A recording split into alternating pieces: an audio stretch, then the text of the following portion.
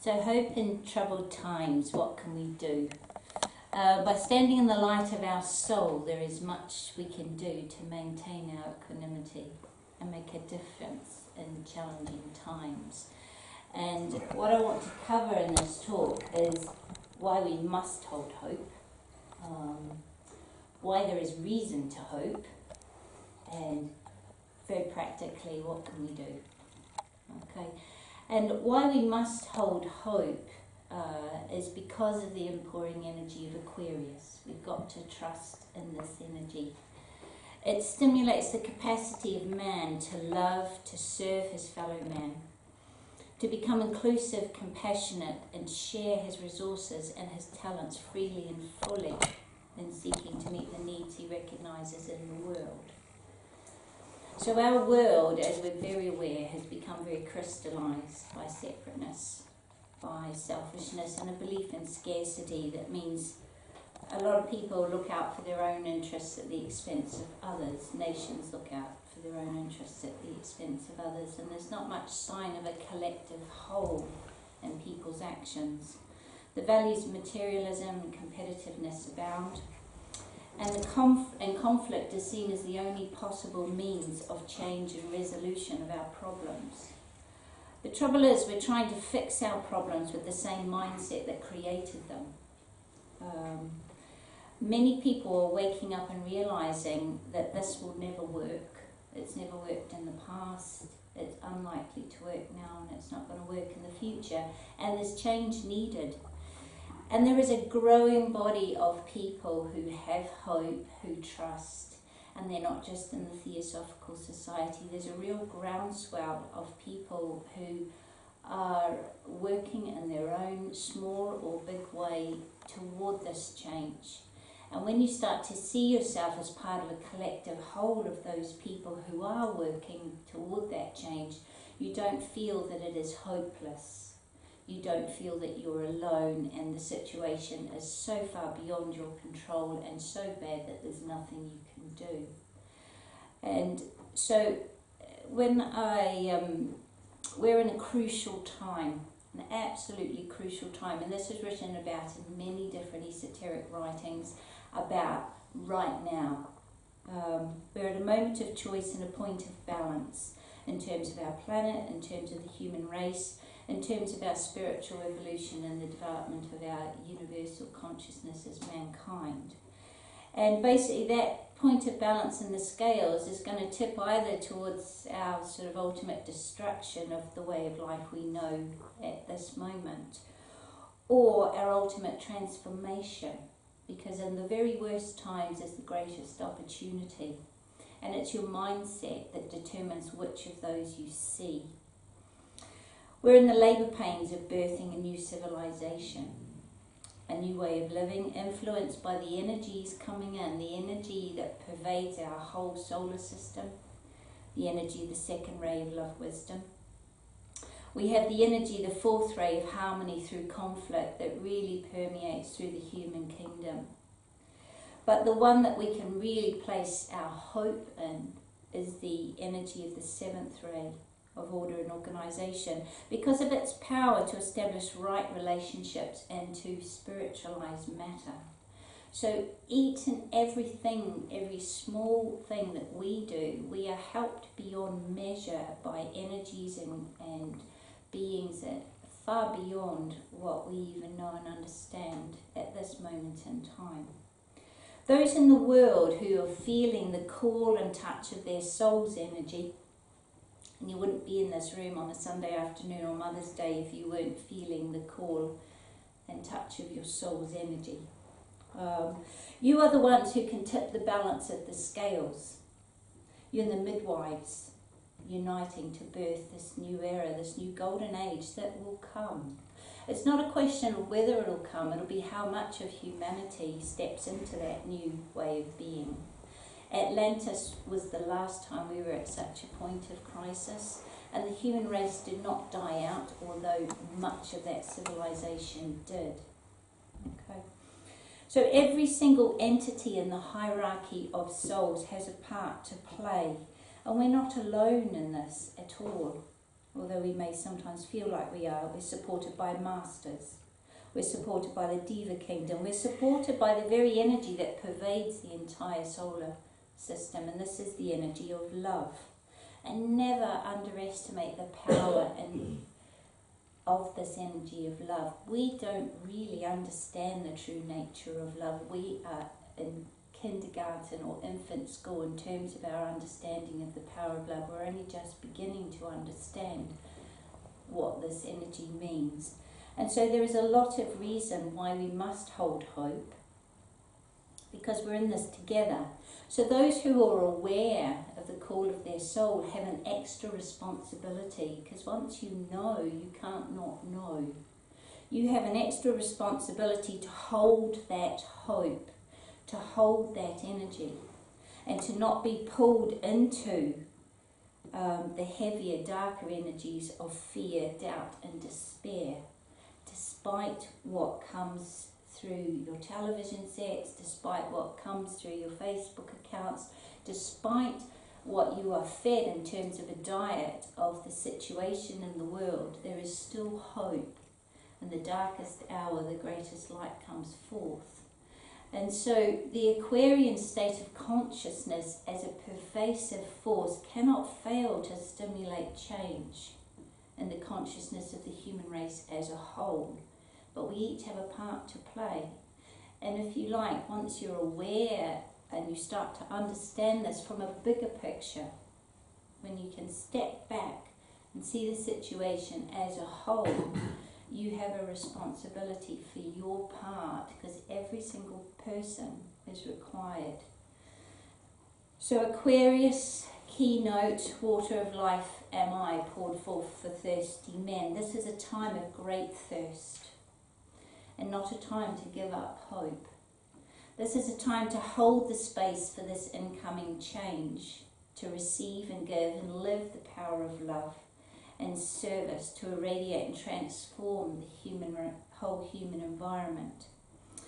And I am going to read a couple of quotes that might help to back up this feeling of hope and trust, because it is very easy to be pulled into that darker energy of giving up hope and thinking, well, what can I do? There is much you can do.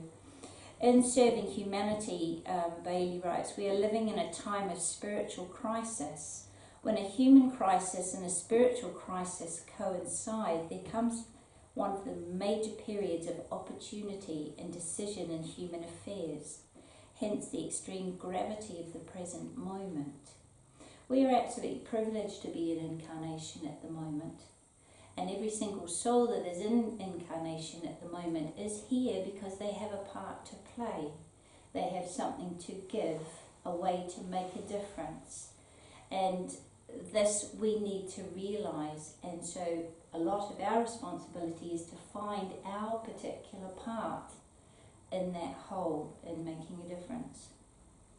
From A Course in Miracles, there is a light that this world cannot give. Yet you can give it as it was given you. And as you give it, it shines forth to call you from the world and follow it. For this light will attract you as nothing in this world can do. And you will lay aside the world and find another. This other world is bright with love, which you have given it. And here will everything remind you of your Father and His Holy Son. Light is unlimited and spreads across this world in quiet joy. All those you brought with you will shine on you, and you will shine on them in gratitude because they brought you here. Your light will join with theirs in power so compelling that it will draw the others out of the darkness as you look on them. And essentially what this is saying is, when you let your light shine, you touch every human soul that you come in contact with, even if it's just the checkout person at Morrison's. They sense it even if they don't understand it. And when you do that, you invoke or evoke their light. You show them how by example, not by standing up here and telling you how, by example, by how you live your life. And you also give them permission to step into who they are. And this is how the light permeates. And a single candle dispels much darkness. You think of how little light we need in a darkened room. And we need to make a choice. We can live in love or fear. And especially in A Course in Miracles and permeating through several other texts is the concept that there is either love or fear. The two cannot coexist. So you choose in every given moment in your life whether to live from a place of love or to live from a place of fear.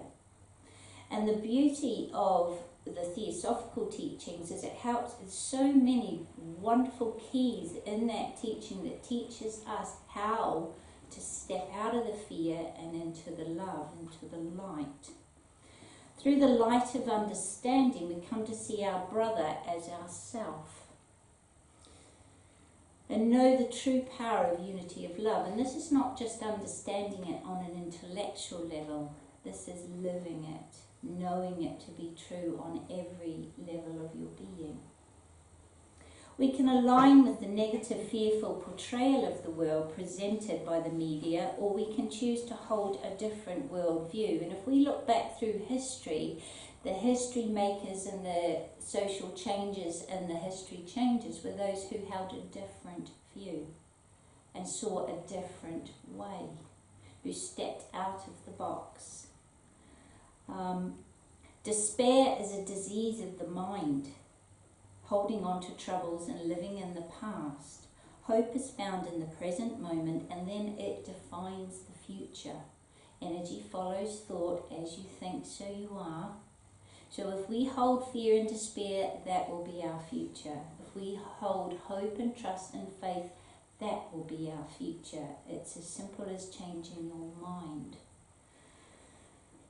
So our bodies were given to us as vehicles, and they're not to focus on our individual separateness from each other. That's not what the body was given to us as a vehicle for the soul at all. Our bodies were given to us as a vehicle for the soul to reach out to each other. And that's a completely different way of seeing it. I want to read... I found some beautiful writings that I didn't even know about, written by Blavatsky. I've got a feeling Damien handed these to me. Someone handed this to me at the Trans-Pennine Way, and at the time I didn't read it. But the Crown of Asphodels has got some beautiful writing. Crown of Asphodels. I presume that's how you say it. Can you say Hold on, let me see. And what it is, it's very poetic writing by Blavatsky, quite mystical writing, and it talks about the opening of the heart. So as you're probably aware, most people in the world, the centres, the energy centres or the chakras below the diaphragm are open and functioning and causing all sorts of bother. Okay, the centres from Manipura here, the diaphragm up. Manipura is sort of like the clearing centre from the lower centres to the higher centres. So much of humanity are starting to open the heart centre. We call it anahata. And this is a positive thing. It also causes all sorts of turmoil in our emotional world and in the astral body of the human. And many people have taken what Theosophy calls the first initiation. Now, an initiation conjures up an image of a sort of some secret society that has a strange ritual, and you pass the test and you're forever in that society with their strange ways. That's not really what initiation is. Initiation on any soul's path is just a point at which a major leap is made in consciousness and awareness, in understanding. So it's a point where someone, once they have stepped up to a certain level, they can't go back. They are at that level from thenceforth. And many people have taken the first initiation into the light energy of the soul, and so they're aware of the soul, they're aware that what they're seeking for is not to be found in the material world. They're starting to become aware that there's something within them, that there's something more than what life has to offer, and they're starting to become what I would call serious seekers. They're drawn to places like Theosophical Society. They start reading books, that they're looking for answers. So the soul has woken up. And then between this first initiation, and they start to purify the bodies, they start to purify the centers below the diaphragm, starting to integrate and coordinate the personality vehicle so that it becomes a useful vehicle for the soul energy to pour through. And this purification process can take many lifetimes. And then as they move through this process, they start to work towards a second initiation. So the second sort of major step is where the energy of what we find in the emotional desire nature, centered around the Manipura chakra, the person becomes able to step out of the dramas of the emotion, to detach from them and see the truth of what's going on with the higher mind. So there's a certain stepping back from the emotional waters.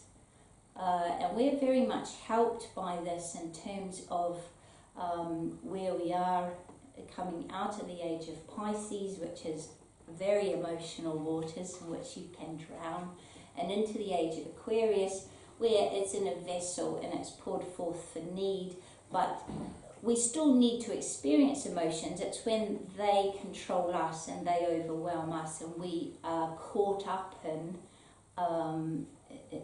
the perception of what's going on without stepping back with the mind into seeing, detaching and seeing the truth of what's going on. So what she describes here is this process beautifully of the awakening of the heart in man. So she talks about it in terms of 4 stages, and the first bloom she calls the dawn of life. The stir and shiver in the soul of man are the first feelings of vague discontent with his life, of disillusion and disappointment, of undefined fear of the future, when there comes a momentary realization that after life follows death.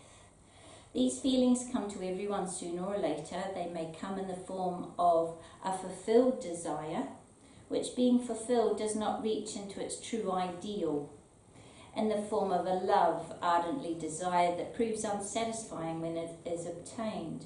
Or they may come in the sudden realization that youth is passing, that at the end of the longest road of life the gate of death stands open into the unknown beyond. But however it comes, it is the chill precursor of the dawn. So this is sort of people starting to question the meaning of life, and maybe looking that, what have I done with this life? What am I here to do? The dawn of knowledge is very near at hand, a brighter dawn than there has been for many centuries. But if all the dwellers of the earth will hide themselves in dark places, if shivering in the first cold breath that heralds the dawn, they will return to sleep in the warmth of their illusions, then the most precious moment will be lost and must be waited for again through many generations. So en masse, we have an opening of the heart chakra that's unprecedented in the history and evolution of mankind.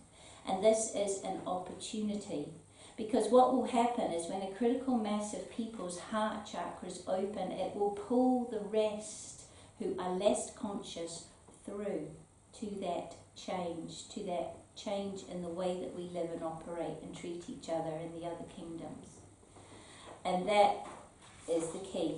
It's that critical mass. So the second bloom is the awakening of the heart. The awakening may be sudden and vivid, startling it into full consciousness in one breath, or it may be slow and gradual, only half conscious in its beginnings. But when once it has awakened and risen up in full consciousness, it becomes aware of all the other hearts that are incarnated around it, whether they be sleeping or waking. and more or less clearly, according to the nature of the man, it understands them. So we start to see people in terms of their soul, and we start to see in the dramas that play out and the conflicts that play out between individuals that some souls are more awake than others. And so how can we chastise a little 1-year-old who is learning to walk for not running along with us? Do you see, we start, as this heart opens, so does some of the qualities of compassion and forgiveness and understanding. All cruelty and harshness that can hurt other hearts is seen and understood by the heart awakened looking on. None of the joyous or laughing or indifferent masks behind which wounded hearts will hide their pain can deceive the clear eyes looking out in eternal sympathy and understanding. And even as he forgives himself, so fully does the man of the awakened heart forgive his brothers. For he has realized that all hearts are in truth one, that the great heart of the world is one, and that all hearts of men that seem to be distinct and individual are but reflections of the great heart, images reflected separately in the separate little pools of each man's individuality.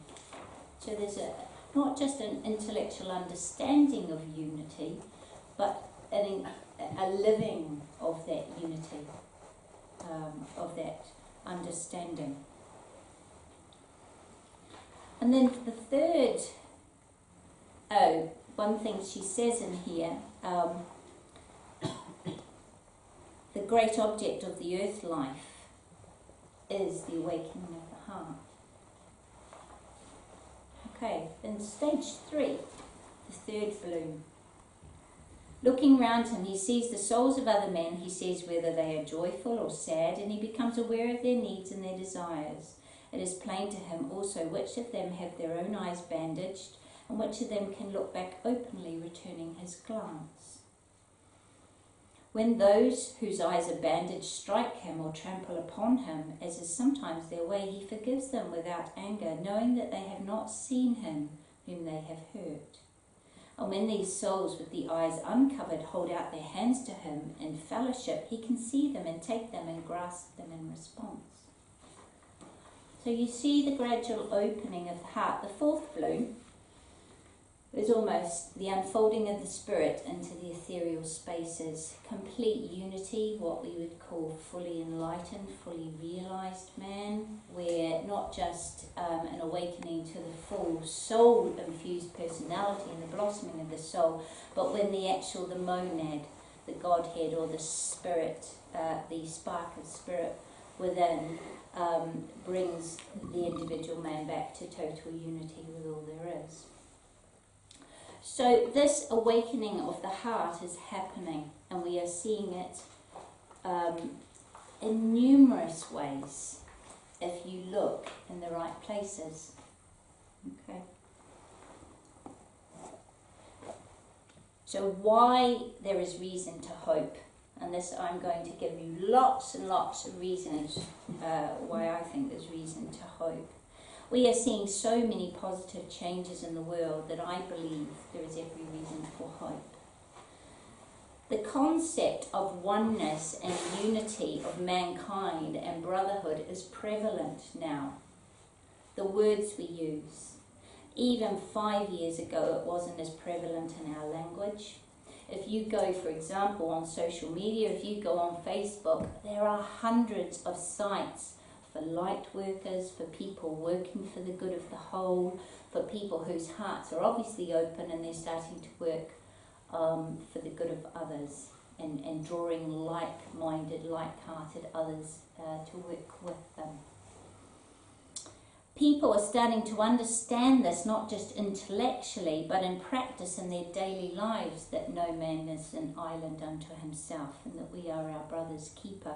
For example, just a couple of things. The Fuji Declaration, which you may or may not be aware of, was signed after the end of the wars, is an invitation to people from all nations and walks of life to join in a commonality of purpose beyond borders, And most of all, the Fuji Declaration is a call to consciously evolve with each other and with nature to bring this new world into being.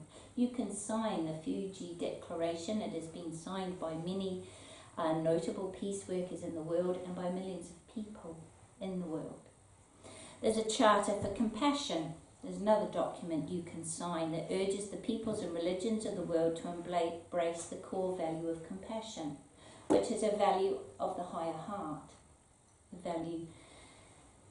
The Charter currently is available in more than 30 languages and has been endorsed by more than 2 million individuals around the globe. They have Global Oneness Day, they have Global Oneness Summits. You can tune into Global Oneness meditations online. There's lots going on, and I was listening to a book the other day and what someone called this underground movement of light workers and people with hope who are working toward this change, not in a big loud Trump kind of way, but in a quiet, powerful, subtle way. Okay? Don't be fooled by those that make the loudest noises. It's often the quiet ones who are getting on with the most important work. Meditation and a spiritual life are becoming much more mainstream. My kids are less embarrassed by my weird stuff than they were. And it's not just because they're getting older, they're actually in the throes of, well, 2 are through teenage years, 2 are embarking upon teenage years. And, you know, mothers who do what I do and come and talk like this are more acceptable than they were. I teach yoga and meditation, and that's okay now. Even when I started, it was just a little bit hippie-ish, a little bit off the normal. Not sure we're going to tell everybody about that sort of thing. Now I'm all right. Headspace app on the phone. 16 million users in 150 countries have downloaded the Headspace app. It's an introduction to meditation app. It's quite clever.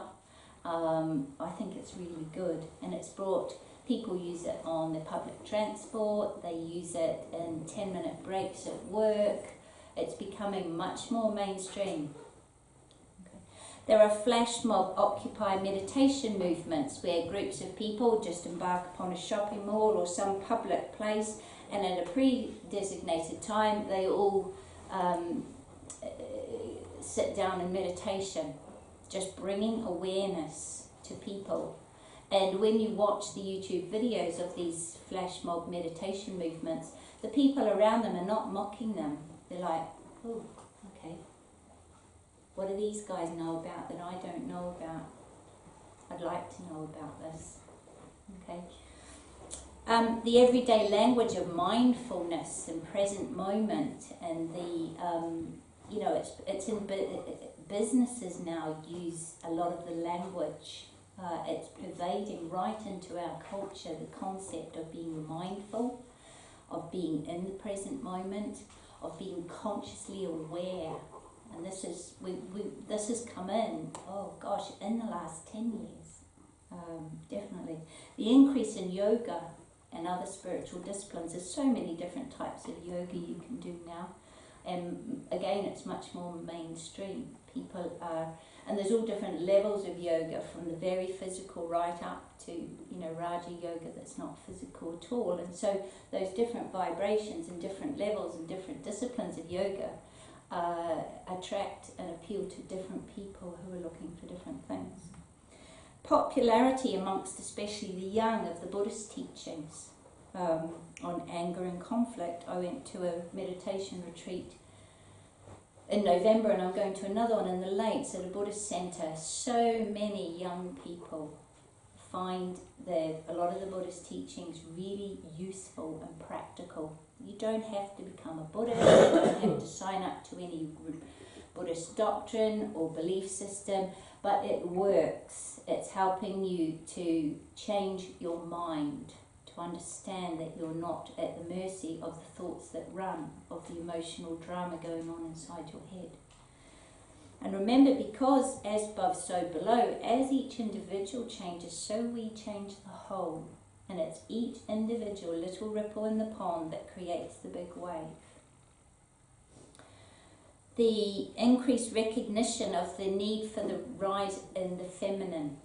We're starting slowly to value the feminine, I'm not saying female, but feminine qualities of compassion, of cohesiveness, of synergy. We have evolving collective business models. We have some businesses who are adopting different business models where they look after their people, where they work as a cooperative, and they're finding they get more back. Their business is thriving. We're starting to recognise the power that we are out of balance, and we need to balance the masculine, the feminine, the yang and the yin, if you like. The Dalai Lama is quoted as saying the world will be saved by Western women. No pressure. And this is partly this is to do with bringing forth this balance in the energies. I mean, even the recent sort of attention to the sexual harassment stuff with in Hollywood and stuff. It's all things are being brought out into the light, and that's something.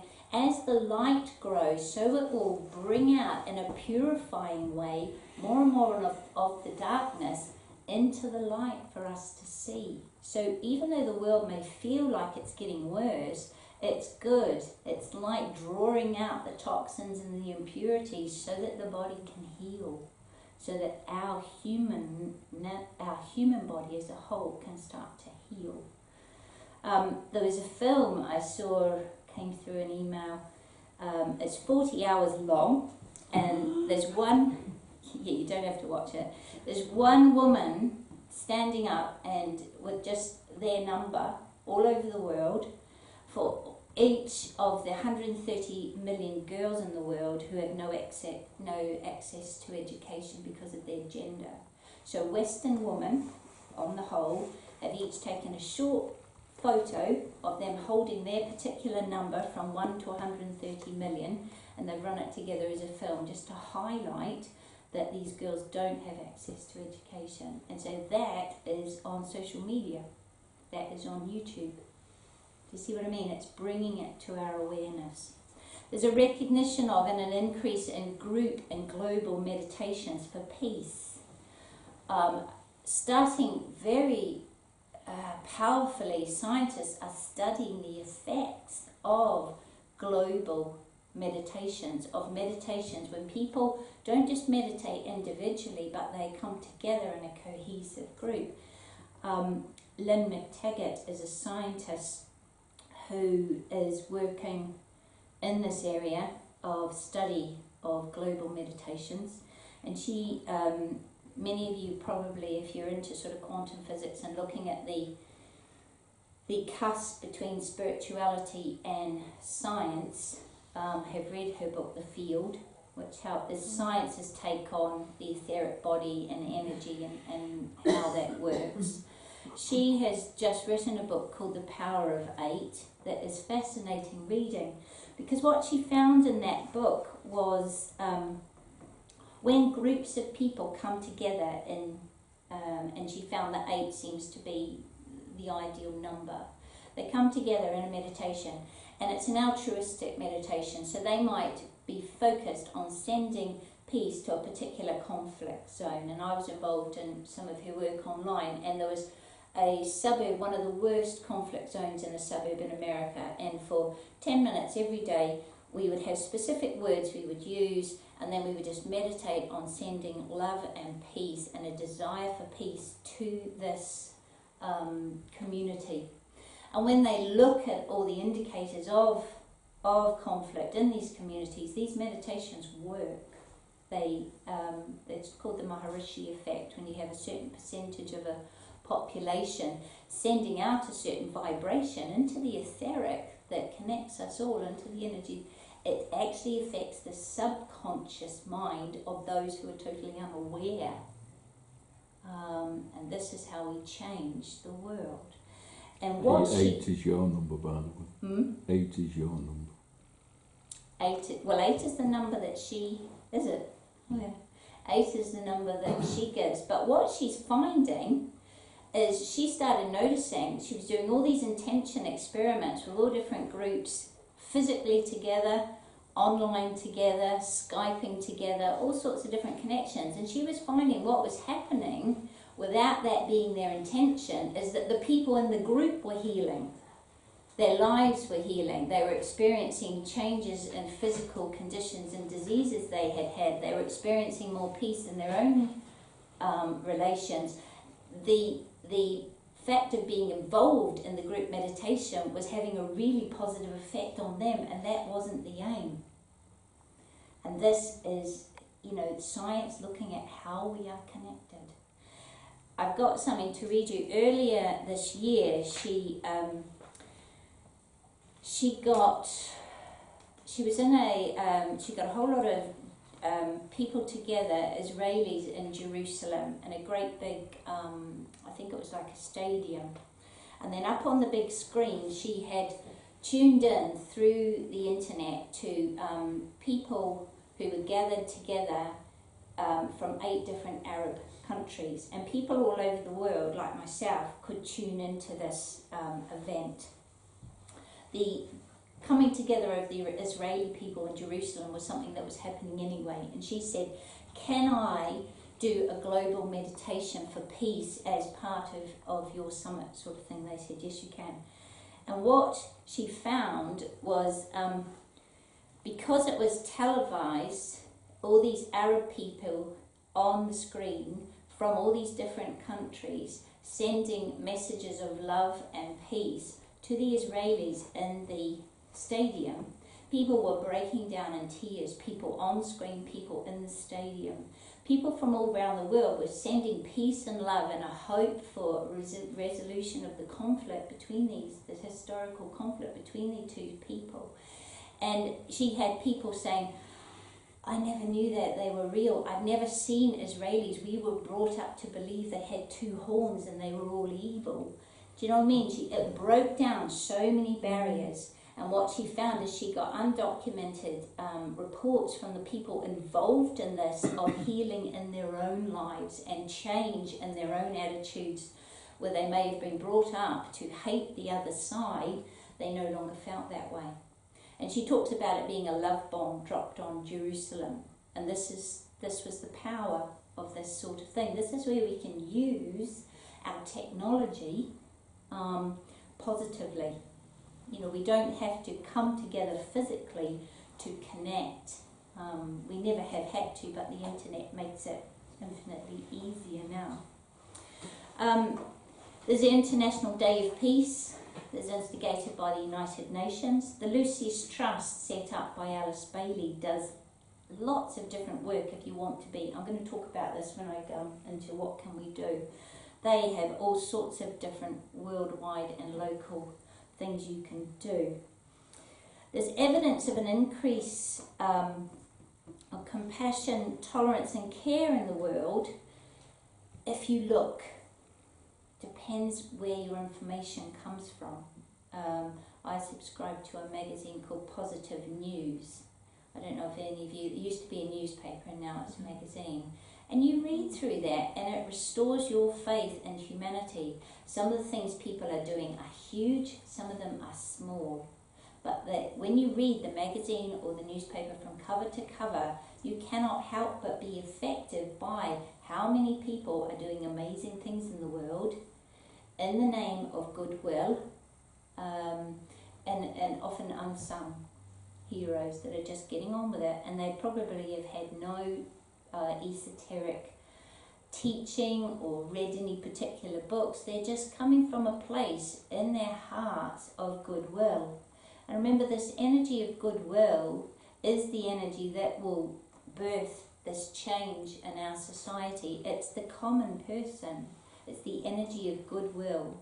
Because goodwill, it's written, is the energy of love and action, and it's the highest form of love that we're capable of at this moment in time, and most people who just, you have goodwill amongst those that you care about, And gradually, as this heart opens through those different initiations and stages, you come to have goodwill for people in broader and broader circles, so your waves ripple out more.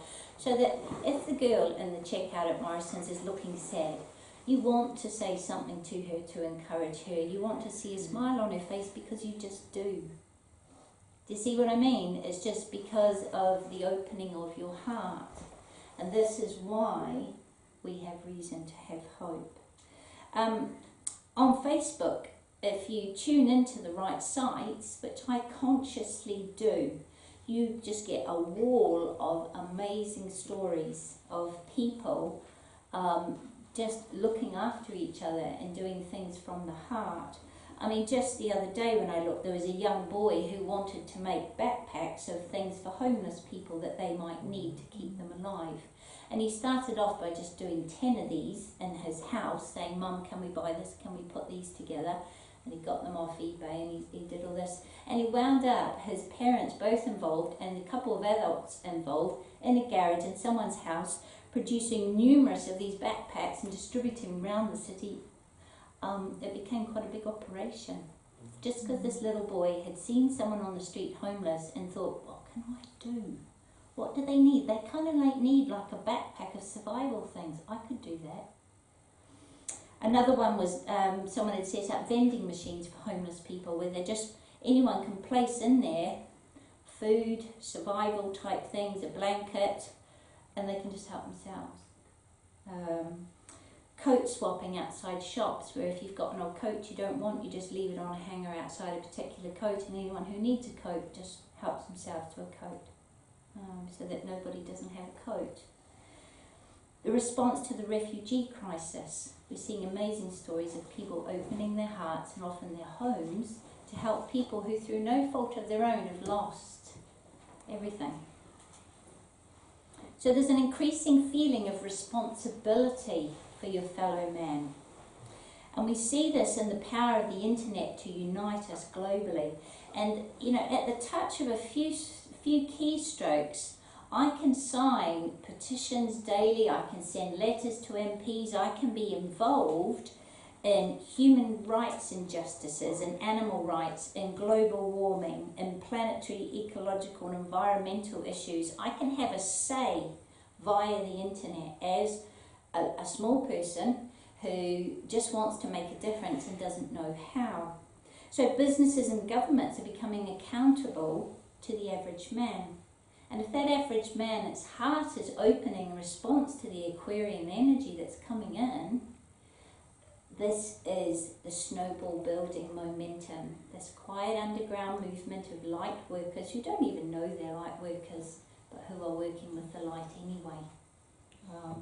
There's the concept of Ubuntu, an African concept that is at the foundation of many African cultures, meaning I am because of who we all are, or I am because of who you are. And it's just lived. It's a concept children are brought up with. I am because of who we are. Science and spirituality are finally starting to speak the same language. And this, I think, is one of the most exciting developments, because in our past, they have really gone off a wee bit on tangents. And we've become a culture that really values the scientific model. We believe things when they can be measured and proved to us. And that has been really valuable in terms of advancing us technologically. But we have become limited by what we can measure. Okay, so science now says, yes, we do have an etheric body. We have an energy body that surrounds us because they can measure it. So up until the point before they could measure it, we didn't have it. So this bothers me sometimes, because it's like, okay, so just because we can't measure it means it's not so. So we're starting to get many top physicists in quantum physics openly, coming out with, how can you not believe in something more than just this physical body? many of them are openly coming out and saying, yeah, I was very much dogmatic, left brain, logical science person through and through, but when I've seen the results of what science is presenting to me, how can I not believe in something more than that? So we're at a wonderful time, a real opportunity when these two disciplines are starting to speak the same language, and we have lots of people who are crossing over between them. It's not so crystallized and dogmatic. There's a bit more flow, and especially as science recognizes that we are not made of physical matter. We are mostly made of space. I think the matter in a person, if we were condense it, it's less than a mark of a pen. In the human body, we are energetic beings. We are made of energy. It's only when consciousness looks on that energy that it becomes particular, that we can become so-called solid. And that's science recognize this now, and this brings in the concept. Okay, if we're all wavecular in energy, there are no boundaries to that. So, maybe we are all connected. Maybe we are all one, and the only reason we experience ourselves as individuals is because our consciousness sees that at that moment in time. There's increasing studies, for example, on the effect of sound vibration and its capacity to heal, on energy vibrational medicine, and I could talk a whole nother talk on that. Just cultures and civilizations before us have understood more about this than we do now. In Bailey's work, she talks about how medicine will be in the future and how we will start to learn to use sound vibration and energy to heal, and we won't physically actually invade the physical body at all. We will do all our healing in the etheric body. We will recognize that all dis-ease in the physical body has an emotional origin, or 90% of it. Some of it is in our soil and genetic and karmic and all of that, but most physical ailments have an emotional component, and you could go so far as to say an emotional cause. And when we start to understand this, our healing paradigms and the way that we approach healing becomes completely different. It's said that in the future we won't have drugs that just target symptoms. We'll heal the whole person, sort of like homeopathy and herbal medicine and things like Reiki and sound, people working with tuning forks and healing, and there's lots of holistic ways of viewing the body, and people are drawn more and more to that as they find our Western medicine and our knowledge is invaluable of the human body, of the physical